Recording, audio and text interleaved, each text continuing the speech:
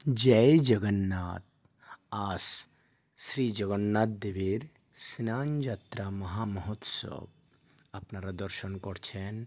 মহাসমারোহে ভগবান শ্রী জগন্নাথ দেব, বলদেব, সুভদ্রা দেবীকে স্নান করানো হচ্ছে।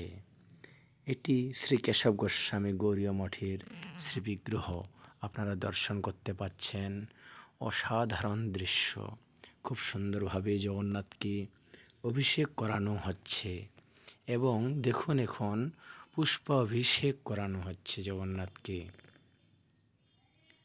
খুব সুন্দরভাবে অসংখ্য ভক্ত তারা দর্শন করছেন জগন্নাথের এই অপরূপ দৃশ্য। এই স্নানযাত্রার পরেই জগন্নাথ তিনি বিশ্রামে থাকবেন। শ্রীক্ষেত্রপুরী ধাম তার প্রথা অনুযায়ী জগন্নাথ তিনি অসুস্থ লীলা করবেন, তারপরেই তিনি রথে চড়ে মাসির বাড়িতে যাত্রা করবেন। দেখুন এখন সহস্র ধারায় অভিষেক করানো হচ্ছে জগন্নাথকে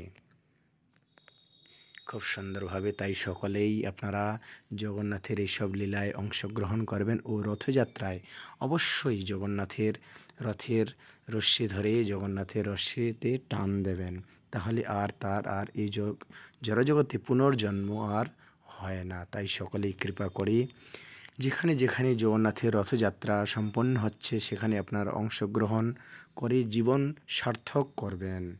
হরে কৃষ্ণ, জয় জগন্নাথ।